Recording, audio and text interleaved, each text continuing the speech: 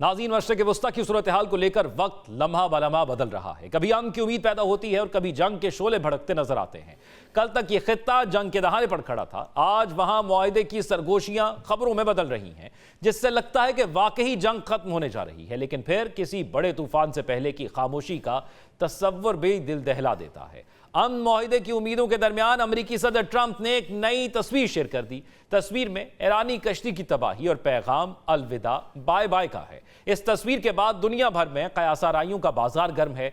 कुछ कह रहे हैं कि इसका मतलब है कि जंग खत्म, लेकिन कुछ का ख्याल है कि असल खेल अब शुरू होगा। ट्रंप ईरान पर हमला करेंगे, ईरान की तरफ से भी जवाब आएगा और फिर मामला मुआहदे की तरफ बढ़ेगा।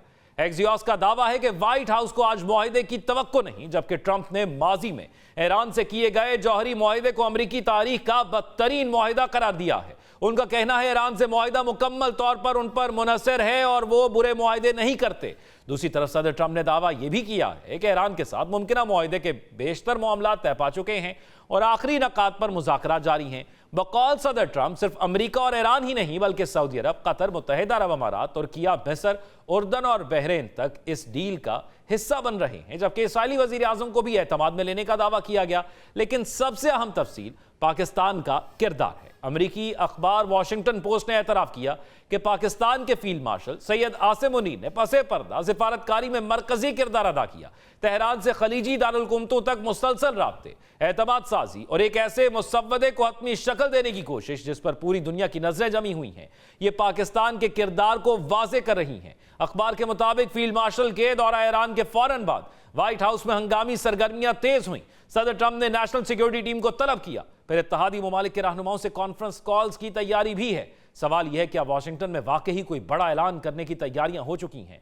क्या मुआहदा तैयार हो चुका है? क्योंकि मुजव्वज़ा मुआहदे की तफसीलात भी सामने आ गई हैं, जिसके मुताबिक 60 रोज़ा जंगबंदी, आबनाए हरमज की बहाली, बारूदी सुरंगों का खात्मा, ईरान को आलमी मंडी में तेल फरोख्त करने की इजाज़त और बदले में यूरेनियम अफजूदगी महदूद करने की यकीन दहानी, ये मुजव्वज़ा मुआहदे के अहम नकात हैं। अमरीकी हुकाम इसे कारकर्दगी के बदले रिलीफ करार दे रहे हैं, यानी ईरान जितना रास्ता खोलेगा अमरीका उतनी पाबंदियां नरम करेगा। जराए ये भी दावा कर रहे हैं कि हिजबुल्लाह और इसराइल के दरमियान कशीदगी कम करने का नुक्ता भी डील में शामिल है और अमरीकी हुक्काम के मुताबिक इतवार को यानी आज मुआहदे का बाज़ाब्ता ऐलान हो सकता है। अगर ये मुआहदा हो गया तो मशरिक़ वस्ता को क्या मिलेगा? क्या तेल की आलमी मंडियां मुस्तहकम हो जाएंगी?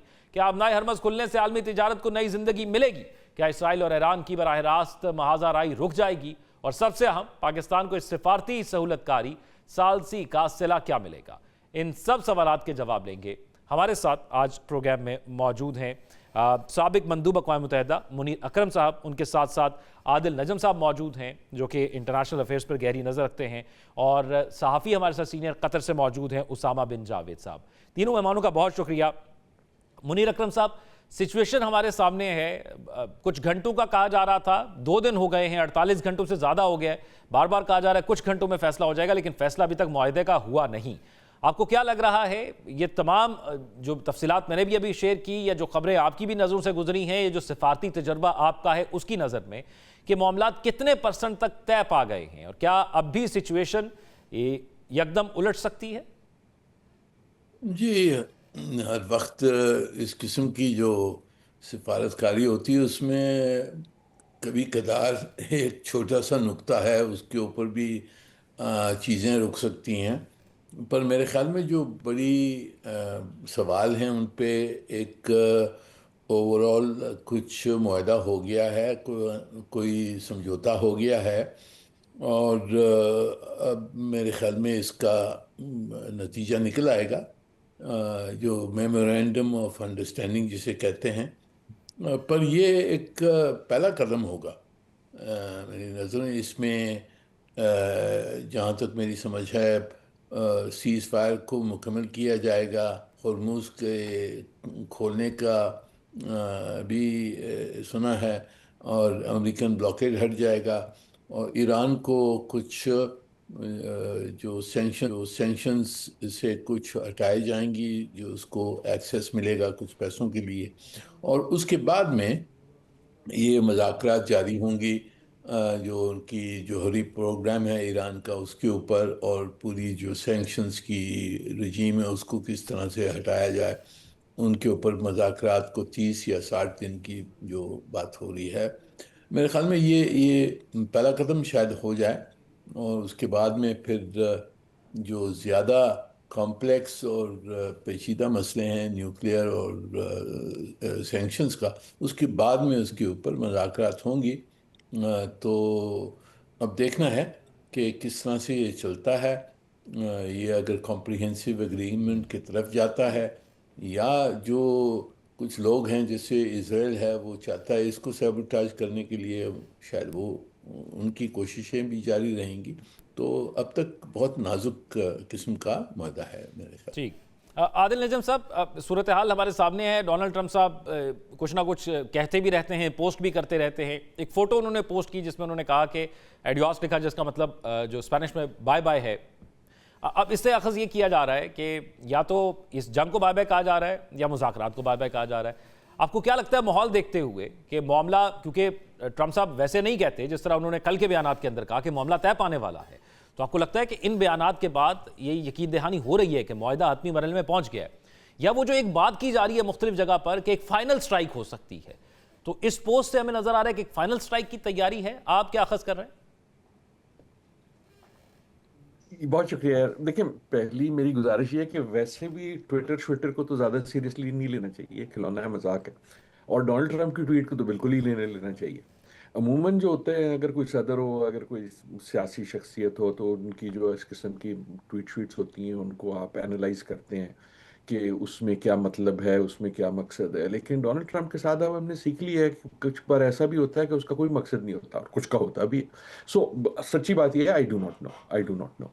जो हमें इस वक्त गुफ्तगू नजर आ रही है वाशिंगटन से, उससे यही लगता है, या तेहरान से या पाकिस्तान से, उससे यकीनन ये लगता है कि हम करीब पहुंच रहे हैं किसी न किसी किस्म की, जिसको आप मेमोरेंडम ऑफ अंडरस्टैंडिंग कहते हैं, जो अग्रीमेंट नहीं है बाकायदा, लेकिन कम से कम जो सीज फायर है उसकी एक परमानेंस की तरफ एक बहुत अहम कदम है, बहुत अहम कदम। और उसकी जो खदोखाल है वो हमें थोड़ी सी नज़र आ रही है कि उसकी बेसिक खदोखाल ये है कि यार, एक तो जो हरमूज है उसकी कोई फंक्शनल ओपनिंग हो जाएगी। लेकिन याद रहे कि आज से 90 दिन पहले भी हरमूज खुला हुआ था। आज से जब इस्लामाबाद में गुफ्तगू हुई, उसके बाद ईरान ने अनाउंस किया कि जी हम खोल देते हैं, लेकिन फिर वो ब्लॉकेड आ गया अमेरिका का। तो एक उसका एस्पेक्ट ये है कि हरमूज जो है वो फंक्शनली कम से कम इतना खुल जाए, जिन भी रूल्स से खुले, चाहे वो टोल्स के रूल्स हों, चाहे वो किसी ईरान की इजाज़त के रूल हों, चाहे वो अमेरिका की इजाज़त के रूल हों, लेकिन किसी किसी तरह आलमी जो उसमें मूवमेंट है वो खुल जाए। दूसरा, उस जो सौदा है, जो बार्गेन है, उसका दूसरा जो पहलू है वो ईरान का पे ऑफ है। वो पे ऑफ चाहे टोल की सूरत में हो, जो मेरे ख्याल में नहीं होगा, या फॉर्मल टोल की सूरत में नहीं होगा, इनफॉर्मल हो या ना हो, या वो बैंक अकाउंट अनफ्रीज होने की सूरत में हो, या वो सैंक्शन रजीम वीकन होने की सूरत में हो, किसी सूरत में ईरान को भी पे ऑफ मिल जाएगा। अब ये है उसकी खदोखाल। और कल जो मेरे ख्याल में हैरान कौन बात हुई, खुसूसन डोनाल्ड ट्रंप के हवाले से, जो अमूमन ऐसे नहीं करते, उन्होंने बड़ा क्लियर एक ओपन सा इंडिकेशन दे दिया, हाँ जी हम अब करीब हैं। पहले आपने देखा हो, जब वो करीब होते भी थे तो वो नहीं कहते थे। फिर मार्को रूबियो ने भी कह दिया। अब इसकी जो आपने जिक्र किया उसका मेरे ख्याल में हवाला ये है कि इस वक्त जो है डोनाल्ड ट्रंप पे बहुत सारे प्रेशर है। क्योंकि एक तो वो लॉबी थी, आप उसे इसराइल की कह लें, हॉक्स की कह लें, जो पहले ही नहीं चाहती थी कि डील हो, जिनका सोचना ये है कि यार एक आध बार और हमला कर दो और बस ये गिरने को तैयार है। राइट, ये हम काफी दिनों से देख रहे हैं ना कि डोनाल्ड लेकिन ट्रंप पे पुश हो आदिल रहा था, साहब, कथा कलामी की नेतन्याहू माजरत, लेकिन उसके वो बड़े मिथ जो है opponent वो और हमने अमेरिका देखा में कि भी। गलत होगी, लेकिन बुनियादी नुक्ता जो आपने उठाया वो यही है कि एक पॉइंट ऐसा डोनाल्ड ट्रंप ढूंढ रहे हैं जिस पर फतह का ऐलान किया जा सके। इसी बात पर बात करेंगे। उसामा बिन जावेद साहब कतर से हमारे साथ मौजूद हैं। उसामा साहब, सिचुएशन ये है कि जब ये कहा जाता है कि अरब रियासतों को कॉन्फिडेंस में लिया जा रहा है, तो उसकी मुराद क्या है? कोई भी फ्रेमवर्क जब डिजाइन हो रहा है तो अरब रियासतों से की मुशावरत से हो रहा है, या वो फ्रेमवर्क डिसाइड होने के बाद उनको ब्रीफ किया जा रहा है? इन दोनों में से हम क्या मुराद लें फिर इसकी?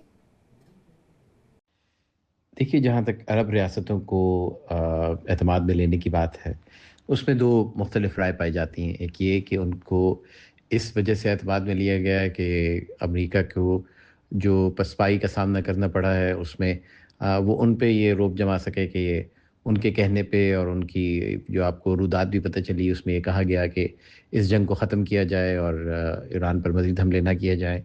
एक तो ये है, और दूसरा ये कि अमेरिका को अपनी मईशत के लिए इन अमीर खलीजी रियासतों से बहुत सारा रुपया दरकार होता है, जो अमेरिका के, चाहे वो तवानाई के मुआहदे हों, चाहे उसके अस्करी मुआहदे हों, उसमें उसको बहुत ज़रूरत रहती है खलीजी रियासतों की। तो इनके बग़ैर अमेरिका का गुज़ारा इस खित्ते में तो बहुत मुश्किल है। और इसी वजह से आप देख रहे हैं कि जैसा कि पहले भी बार-बार कहा गया कि ये सिर्फ़ अमेरिका और ईरान या इसराइल और ईरान की जंग नहीं है। चूँकि अमेरिका का बड़ा असर रसूख़ इस खित्ते में रहा है, अमेरिका के अड्डे मौजूद हैं, अमेरिका के फ़ौजी मौजूद हैं, अमेरिका फ़ज़ाई और बहरी और बर्री जो हदूद हैं उन्हें इस्तेमाल करता रहा है और करता रहा है, न सिर्फ़ माज़ी में बल्कि इस जंग के दौरान भी। तो इस वजह से इन रियासतों को एतमाद में लेना बहुत ज़रूरी है, और इन रियासतों के एतमाद के साथ ही, चाहे वो आबनाए हुर्मुज़ का मामला हो